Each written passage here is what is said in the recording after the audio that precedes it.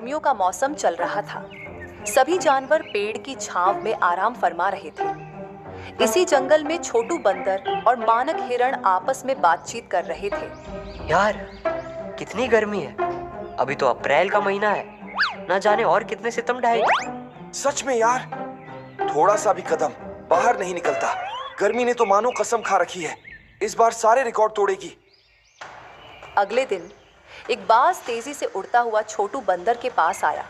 छोटू बंदर, जल्दी चल। तुम्हारा दोस्त यानी कि मानक हिरण घायल पड़ा है। किसी ने उसकी अच्छी खासी धुलाई की है। पक्का किसी हिरनी को छेड़ा होगा। मुझे मालूम था एक दिन जरूर पिटेगा। अच्छा, अब जल्दी चलो। हिरण के बारे में सुनकर बंदर तेजी से उससे मिलने पहुंचा। क्या हो गया यार? तेरी धुलाई किसने कर दी? मत पूछ भाई, मैं एक पेड़ के नीचे आराम कर रहा था, तभी। कैसे हो हिरण? बड़े कमजोर दिख रहे हो। कौन हो तुम? मेरे जंगल में आकर मुझे ही कमजोर बोल रहा है। कमजोर को कमजोर नहीं बोलूंगा तो क्या बोलूंगा? मुझे तो लगता है यहाँ सभी कमजोर हैं। बस, बहुत बोल लिया। मुझे बोला तो बोला। इस जंगल के जानवरों के बारे में अनाप शनाप बोल रहा है। अरे गुस्सा आ रहा है? लड़ेगा मुझसे? चल आजा, देखते हैं किसमें कितनी ताकत है। उसके बाद मैं उससे भीड़ गया, लेकिन उस कमीने ने ऐसी इतनी बुरी तरह पिटाई की, ऐसी ऐसी जगह दर्द हो रहा है कि तुझे बता भी नहीं सकता। ये तो गंभीर मुद्दा है भाई। एक बैल खुलेआम सबको धमकी दिए जा रहा है और जंगल के जानवरों की पिटाई भी कर रहा है। इसकी जानकारी शेर सिंह को देनी पड़ेगी। हिरण की बात सुनकर सभी जानवर परेशान हो गए। सभी जानवर शेर से मिलने की सोच ही रहे थे कि तभी शेर भी वहां पहुंच गया। मुझसे मिलने की कोई जरूरत नहीं है, मैं खुद आप लोगों से मिलने आया हूँ। तुम्हारी परेशानी मेरे पास भी आई थी।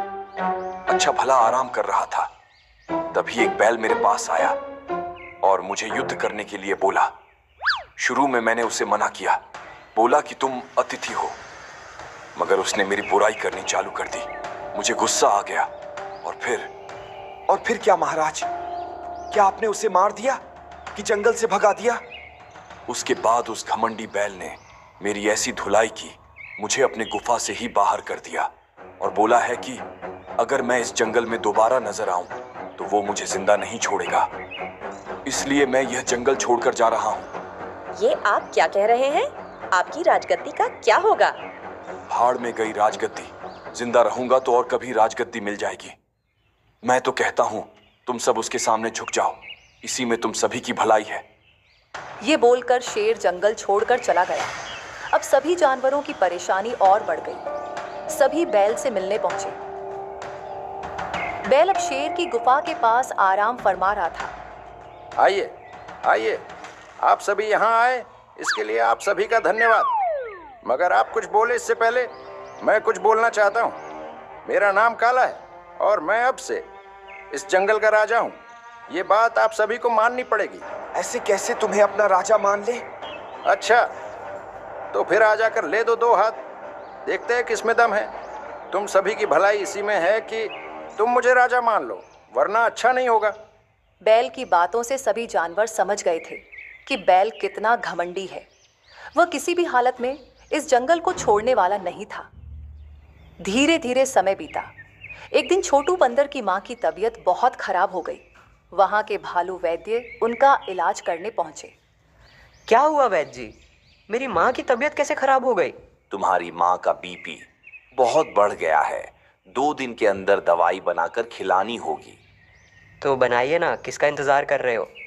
एक दिक्कत है, इस दवाई में जिस पौधे का जड़ डाला जाता है वह पौधा शेर सिंह की गुफा के अंदर पाया जाता है।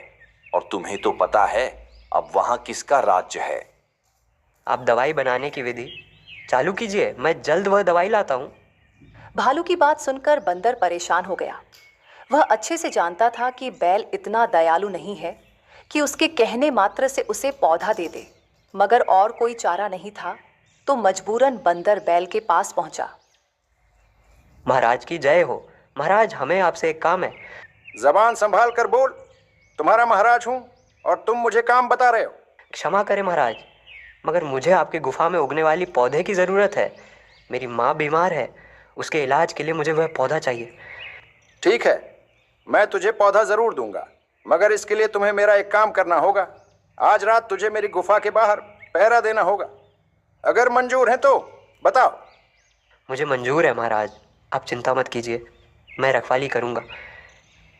बैल की बात मानकर बंदर सारी रात उसकी गुफा की देखभाल करने लगा। मगर जंगल की रात भयानक होती है। हल्की सी सरसराहट भी बंदर को डरा देती थी। हर पल उसे हमले का डर सता रहा था। हे ईश्वर, आज रात बचा ले मुझे, मेरी माँ के लिए बचा ले बस। सारी रात बंदर गुफा के बाहर पहरा देता रहा। धीरे धीरे सुबह हुई। बैल गुफा से बाहर निकला। अरे वाह, मुझे लगा था कि जंगली जानवरों ने तुम्हारा शिकार कर लिया होगा, मगर तू अभी जिंदा है। महाराज, जल्दी से वह दवाई दे दीजिए, बहुत देर हो गई है। दवाई लेकर बंदर अपने घर पहुंचा। दवाई देखकर वैद्य ने कहा, अरे वाह, तुम आखिर उस बैल से लड़कर दवाई ले आए। अभी लड़ाई शुरू कहाँ हुई है वैद्य जी, लड़ाई तो अब शुरू होगी। अब बंदर ने बैल से बदला लेने का पूरा मन बना लिया था। एक दिन जंगल में एक अफवाह फैल गई कि क्या तुमने सुना है, एक अंतर्यामी बाबा एक गुफा के अंदर रहते हैं और उनसे जो पूछो सब बताते हैं। क्या सच में? ऐसा है तो उनके पास चलते हैं और इस जंगल के नए राजा के बारे में पूछते हैं। बाबा वाली बात काले बैल को भी मालूम हो गई। सभी जानवर गुफा के नजदीक गए। बोलो बच्चा, तुम्हें क्या जवाब चाहिए? बाबा जी, हमारे नए राजा के बारे में कुछ बताए। इस जंगल में जो सबसे ज्यादा ताकतवर है वह जल्द मरने वाला है, उसकी राजगद्दी छीन जाएगी। बैल ने जब बाबा की बात सुनी तो उसे लगा कि उसकी ही बात हो रही है। कहीं ये मेरी बात तो नहीं कर रहा है? आखिर इस जंगल में मुझसे ज्यादा ताकतवर कोई नहीं है। खैर, जो भी हो, मुझे थोड़ा चौकन्ना रहना चाहिए। परेशान बैल गुफा के पास पहुंचा। तभी अचानक एक पत्थर उसके नजदीक गिरा। बैल बुरी तरह डर गया। अभी अभी ये क्या हुआ? खुले आसमान से पत्थर कैसे बरस रहे हैं? कहीं उस बाबा की भविष्यवाणी सच साबित तो नहीं हो रही है? रात हुई। बैल गुफा में आराम कर रहा था। तभी उसे कुछ फुसफुसाहट सुनाई दी। बैल आज जैसे ही सोएगा, हम अंदर जाकर उसका काम तमाम कर देंगे। हे भगवान, मुझे मारने की तैयारी चल रही है। लगता है सभी लोगों ने साजिश रची है, मगर मैं ऐसा होने नहीं दूंगा। रात भर यहीं खड़ा रहूंगा।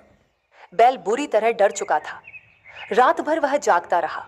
सुबह हुई तो बैल को जोर से प्यास लगी। रात भर सोया नहीं हूं, अब प्यास से गला सूख रहा है।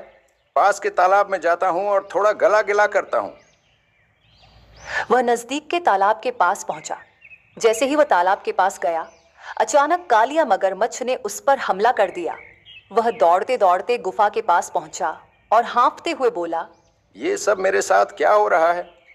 हर पल कोई ना कोई मुझे मारना चाहता है। लगता है मेरे जाने का समय आ चुका है। वो बाबा सच कह रहे थे। अब बैल की मानसिक स्थिति और खराब होने लगी। वह छोटी सी चिड़िया से भी डरने लगा। हताश होकर वह गुफा के पास पहुंचा। बाबा मेरी रक्षा करे, मैं अभी मरना नहीं चाहता हूं। अभी तो मुझे और जिंदगी जीना है। मेरे पास एक उपाय है। तुम्हें जो जो पाप किए हैं उसके लिए सभी से माफी मांगनी पड़ेगी और इस जंगल को छोड़कर हमेशा हमेशा के लिए छोड़ना पड़ेगा। मुझे सब मंजूर है बाबा। आपने जो जो बोला है मैं वही वही करूंगा। बैल ने सभी जानवरों से माफी मांगी और वहां से चुपचाप चला गया। बैल के अचानक चले जाने से सब हैरान थे। सभी जानवर गुफा के पास पहुंचे। तभी शेर सिंह बाहर आया और बोला, आप सभी चौंकिए मत। यह सब छोटू बंदर की चाल थी। उसने मुझे एहसास करवाया कि एक राजा का कर्तव्य क्या होता है, और उसने मुझे बैल से छुटकारा पाने की योजना बताई। कैसे योजना शेर सिंह? बाबा बनकर बैल को सबक सिखाने की भाई। हमने हमारे योजना में बाज और मगरमच्छ को शामिल किया। वह आसमान से पत्थर गिराया करता था, जिससे बैल के मन में भ्रम पैदा हुआ। उसके बाद हमने जानबूझकर गुफा के बाहर उसे मारने की धमकी दी, जिससे वह रात भर सोया नहीं। और जब प्यास लगी तो तालाब पहुंचा। वहां मगरमच्छ ने हमला करके पूरी तरह उसे सोचने पर मजबूर कर दिया कि वह मारने वाला है। छोटू की चालाकी ने आज जंगल को बैल के कहर से बचा लिया। इसलिए सभी जानवरों ने बंदर की खूब प्रशंसा की और जंगल में जोरदार पार्टी हुई। आपको हमारा ये वीडियो पसंद आया हो तो प्लीज हमारे चैनल को सब्सक्राइब करिए और हाँ, वीडियो को लाइक और शेयर करना मत भूलिएगा। धन्यवाद।